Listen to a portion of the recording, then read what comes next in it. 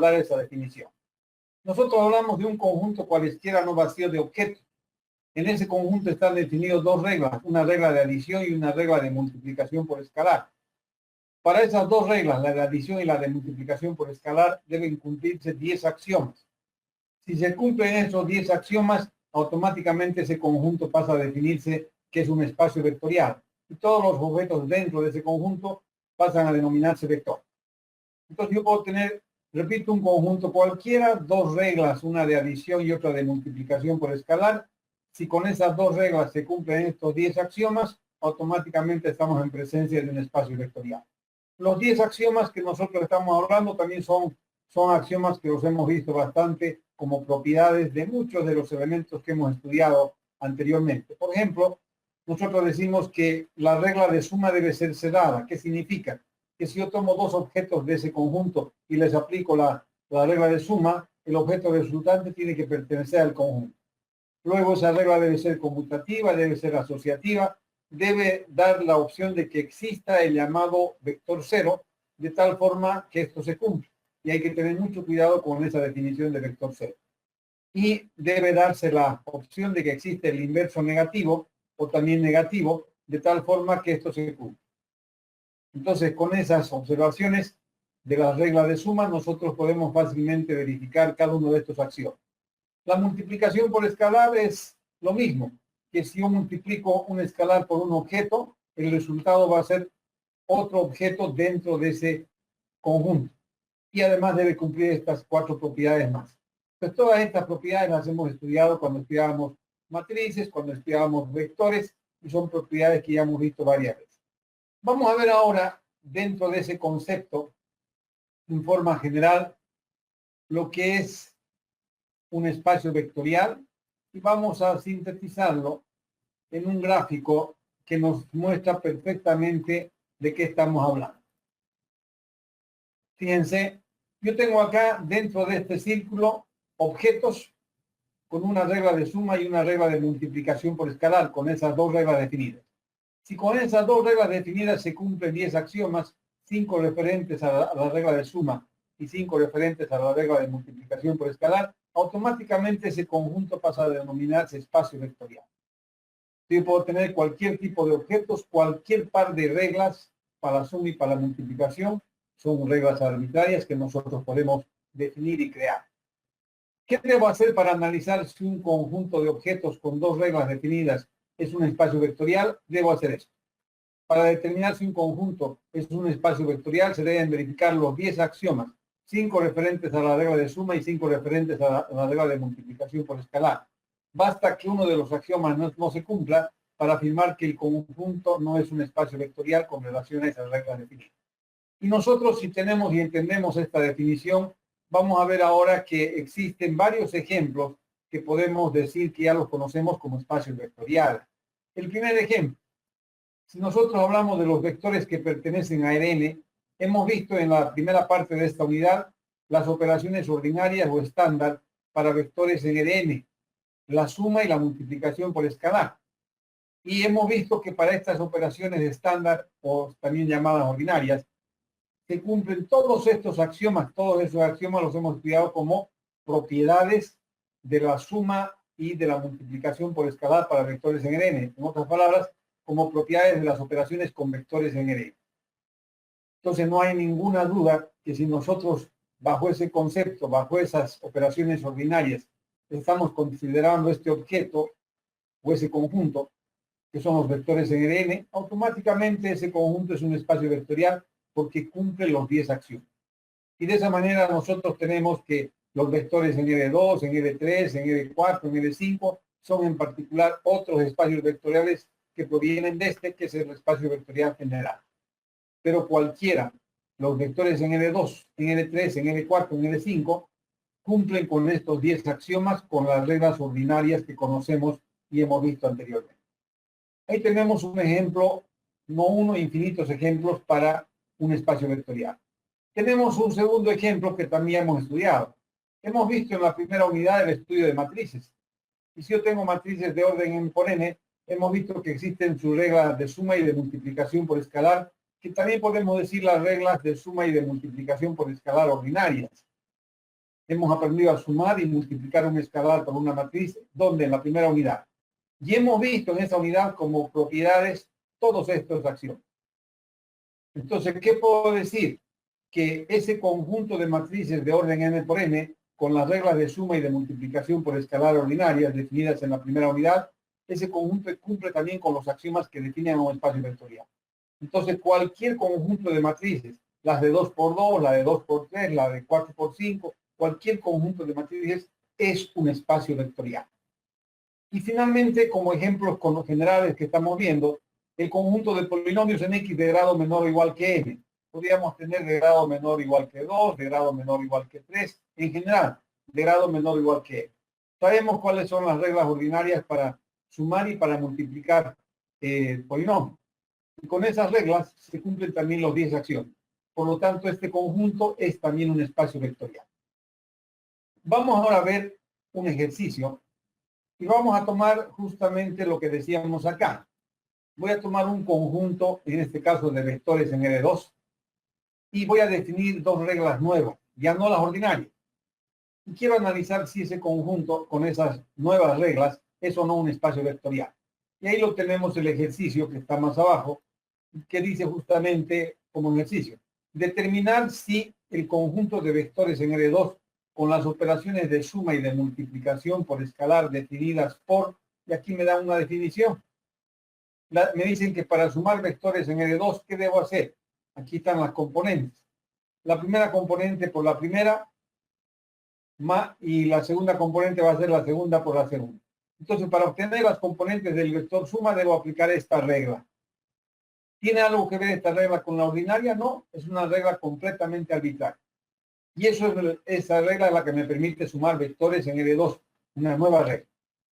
Y una nueva regla para la multiplicación por escalar. ¿Qué me dice esa nueva regla? Que cuando yo multiplico un escalar por un vector, ¿qué debo hacer? Sus componentes van a ser el propio escalar, la primera componente. Y la segunda, ¿qué va a ser? El escalar multiplicado por la primera componente. ¿Tiene algo que ver con las reglas ordinarias? No. Son dos reglas nuevas. ¿Y qué quiero analizar? Quiero ver si ese conjunto de vectores en R2 con estas dos nuevas reglas es o no un espacio vectorial.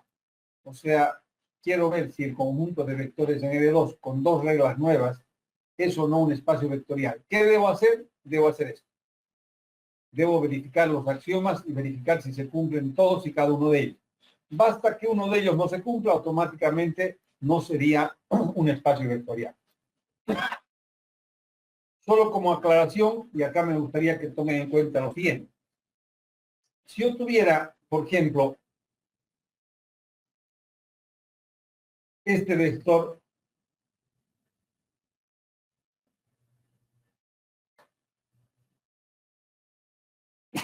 con estas componentes y el vector B con estas componentes. A ver quién me dice cuál sería el vector suma de esos dos vectores aplicando la nueva regla. Vayan pensando cuál sería el vector suma de esos dos vectores aplicando la nueva regla.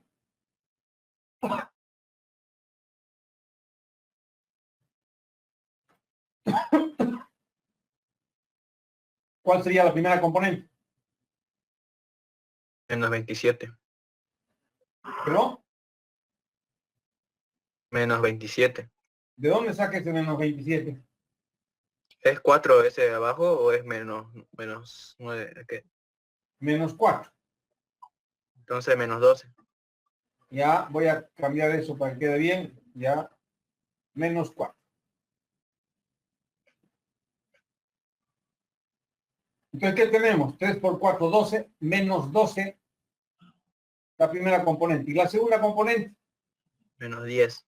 Menos 10. Muy bien. O sea, ¿qué ha hecho su compañero? Ha aplicado esta regla.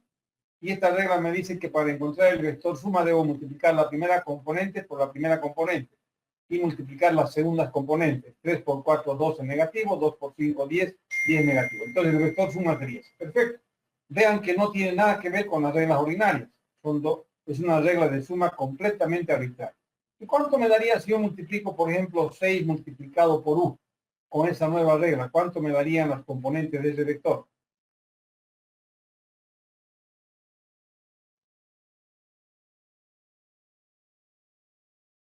¿Qué voy a hacer? Voy a utilizar esta regla. K 6. multiplicado por U. La primera componente sería el propio escalar, 6, correcto, y la segunda componente, ¿cuál va a ser? 6 6. multiplicada por la primera componente del vector, 6 por 3, 18.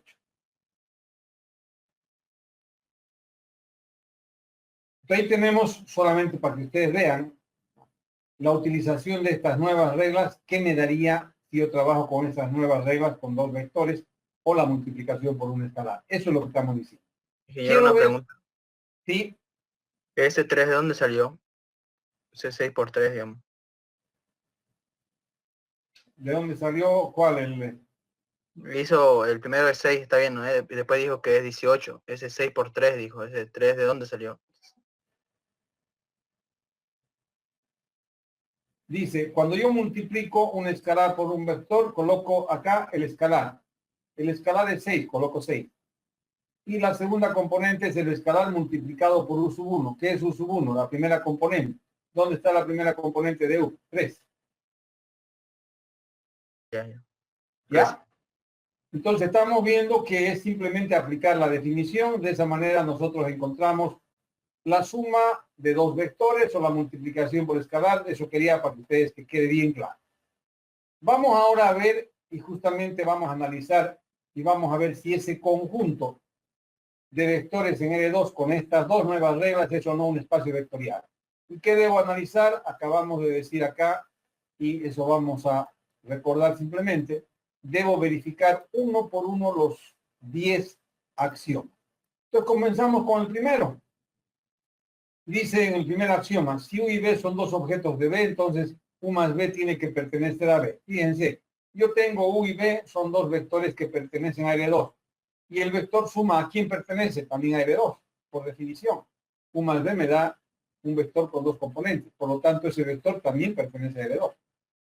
Entonces no tenemos nada más que decir que se observa que este axioma se cumple, ya que al aplicar la regla de suma en los vectores en L2, se obtiene como resultado también un vector en L2. Y aquí he colocado solo como verificación dos vectores en L2. La suma de esos dos vectores me da un vector también en L2. Entonces, el primer axioma se cumple por la propia definición que hemos dado. Vamos al segundo axioma. El segundo axioma, ¿qué me dice? Me dice que la suma debe ser conmutativa. Entonces vamos a analizar si la suma, tal como está definida, es conmutativa o no. ¿Qué significa? U más B tiene que ser igual a B más B. Acá tengo una igualdad de vectores. Dos vectores son iguales ¿cuándo? Cuando sus componentes respectivas son iguales. Entonces voy a obtener las componentes de U más B y voy a obtener las componentes de B más U. Las componentes de U más B sería esto. Como es la suma de U más B, sería U1 por B1, la primera componente, U2 por B2, la segunda componente. Las componentes de B más U, que sería B1 por U sub 1, la primera componente, B2 por U sub 2, la segunda. Pero no se olviden que las componentes de los vectores son números reales. Y en los números reales existe en el producto la conmutación. O sea que B1 por U sub 1 es U1 por B sub 1, perfectamente válido. Y B2 por U sub 2 es U2 por B sub 2. Por lo tanto, este vector y este vector tienen las mismas componentes, son iguales. Con eso que estoy verificando que se cumple el axioma 2. Vamos al axioma 3. El axioma 3 es que la suma tiene que ser asociativa. Y nosotros vemos que el axioma 3 me dice que tengo que tomar tres vectores. Entonces tomamos un vector más. Tengo el vector U, tengo el vector B y tomo el vector W y voy a verificar si esa igualdad se cumple. ¿Cuándo va a existir esa igualdad? Cuando este vector que obtenga acá sea igual a este vector. ¿Y cuándo van a ser iguales? Cuando sus componentes respectivas sean iguales. Entonces obtengo las componentes de este vector, U más B más W. Primero obtengo la suma de lo que está entre paréntesis, copio este vector U1, 2, hago la suma B1 por W sub 1, B2 por W sub 2. Y ahora hago la suma de estos dos. Multiplico esta componente por esta, U1, B1, W sub 1, y multiplico esta componente por la segunda. ¿Qué hacemos ahora? El segundo miembro. U más B más W. ¿Qué hago ahora en este caso? Primero sumo estos dos. U1 por B1, U2 por B2. Y colocamos las componentes de W sub 1. De W. W sub 1, W sub 2. Sumo estos dos vectores, ¿cómo? Aplicando la nueva regla. el producto de esta componente por esta y el producto de esta componente por esta. ¿Qué me da este vector? Veo que esos dos vectores tienen las mismas componentes, por lo tanto son iguales, que significa que se cumple el axioma 3. Ya vamos por el tercer axioma referente a la suma. Si nosotros analizamos el cuarto axioma, que a veces nosotros nos encerramos bastante en nuestros conceptos, cuando hablamos del vector 0 estamos acostumbrados a pensar que el vector 0 tiene componentes nulas, pero no nos ponemos a pensar que el vector 0 depende de quién, de la regla que ha sido definida para la suma. Entonces, ¿qué debo analizar? Ese vector 0 va a existir siempre y cuando al aplicar la suma me dé esto, que 0 más u debe ser igual a u más 0 y debe ser igual a 1. Y este vector 0 no es siempre el vector que tenga las componentes nulas. Entonces, ¿qué debo hacer? Debo verificar que 0 más u debe ser igual a 1. Entonces, ¿qué hacemos? 0 más u igual a 1. Como conozco las componentes de u, colocamos u1, u2 y u1, u2. Y nos preguntamos, ¿por cuánto debería multiplicar estas componentes para obtener las mismas componentes? Y la respuesta es bien sencilla. Aquí tendría que ser 1 y 1. ¿Por qué? Porque al sumar esos dos vectores debo multiplicar sus componentes. 1 por u sub 1 me da u sub 1. 1 por u sub 2 me da u sub 2. Por lo tanto, este debería ser el vector 0 de acuerdo con esa definición de que 0 más u tiene que ser igual a 1. Entonces el vector 0 sería ese.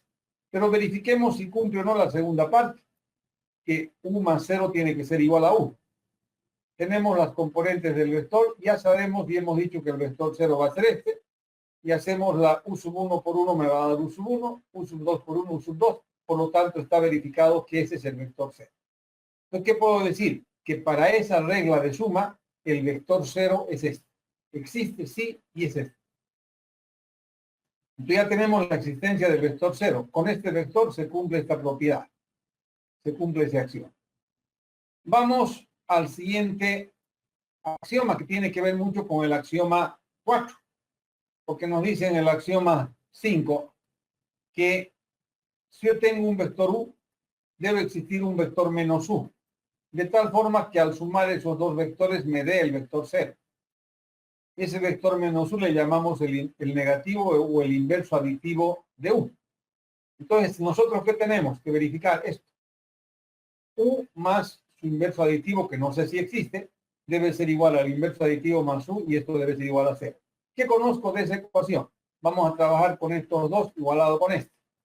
Ahí tenemos esos dos igualados con este. ¿Qué conozco? Las componentes de u y conozco el vector 0 que ya lo hemos encontrado. El vector 0 es 1 y 1. Entonces, este no conozco.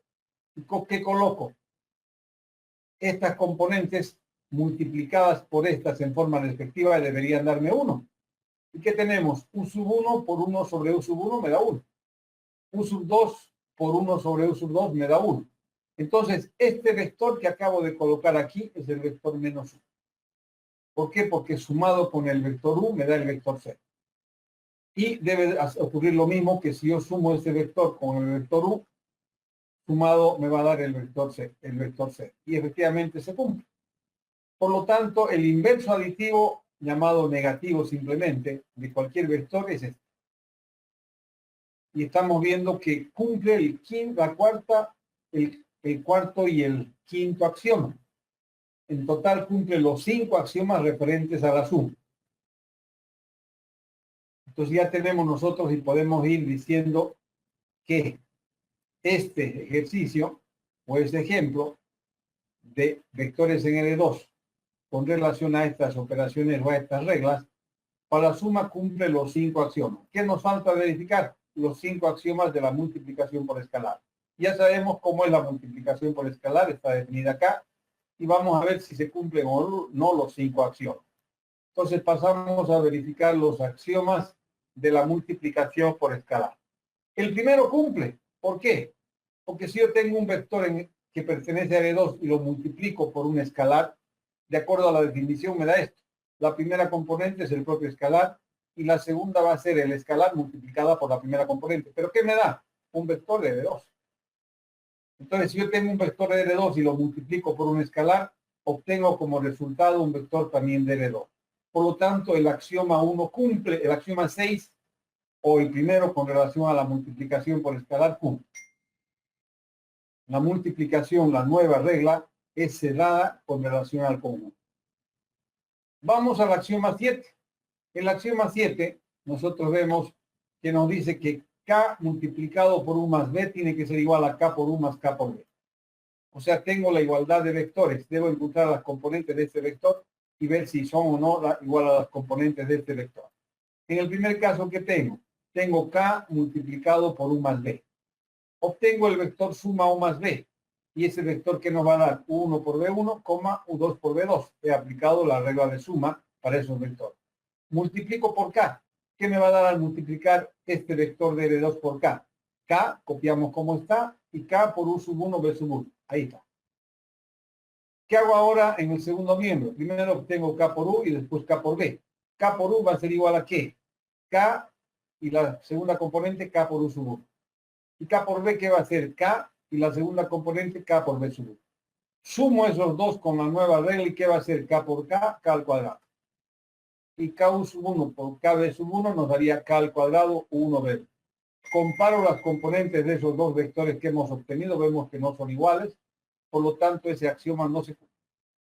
Basta que un axioma no se cumpla para que podamos afirmar que el conjunto no es un espacio vectorial con relación a estas nuevas reglas. Y eso es lo que hacemos acá. Como no se cumple, no cumple ese axioma, y ahí termina. Si nosotros tuviéramos condiciones de ver cuál es el axioma que no se cumple así en forma sencilla e inmediata, podríamos haber comenzado por esto, y hacíamos solo esto y decíamos que no era espacio y se acabó. Pero no siempre es fácil de visualizar cuál de los axiomas no se cumple. Simplemente como recomendación, yo les diría lo siguiente. Siempre que están ustedes analizando un problema de este tipo, traten de primero verificar estos axiomas. Traten primero de verificar el 4,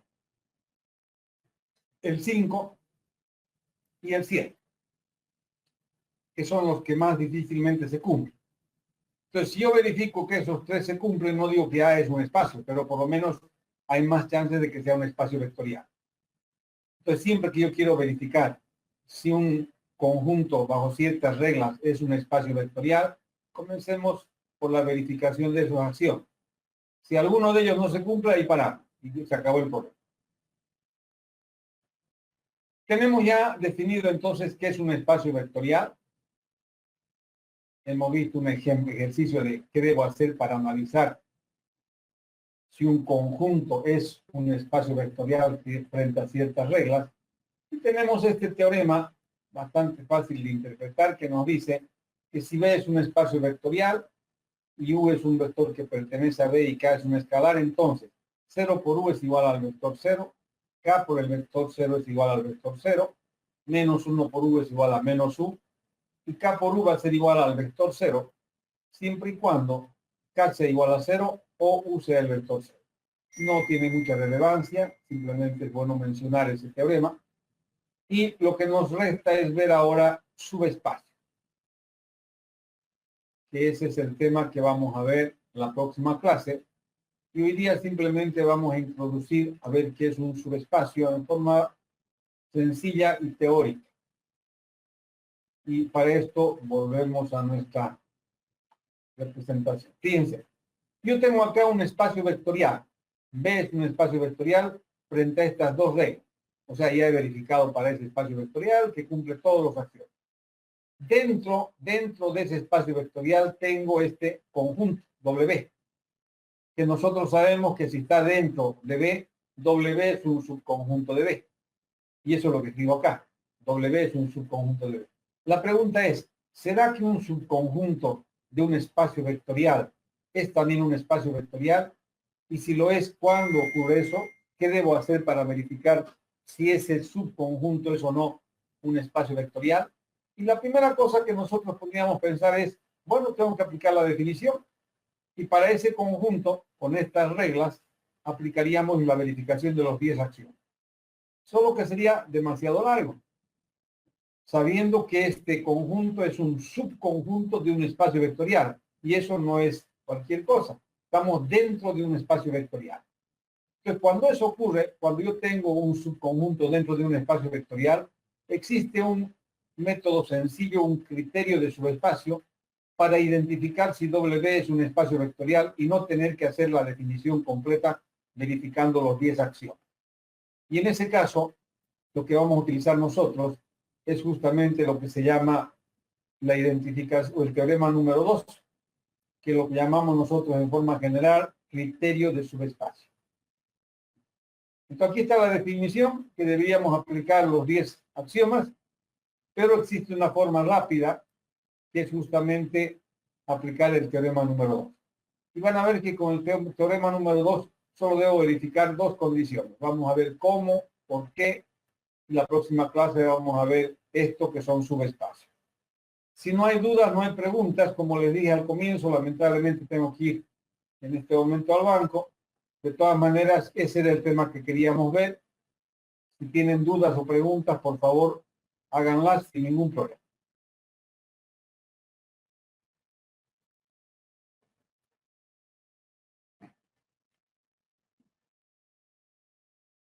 Y espero que se haya entendido, porque es importante que hayamos entendido, porque después vamos a trabajar dentro de esos espacios vectoriales y es bueno que la definición en sí se haya entendido bastante bien. Nos vemos el día miércoles, jóvenes. Hasta luego, nos vemos.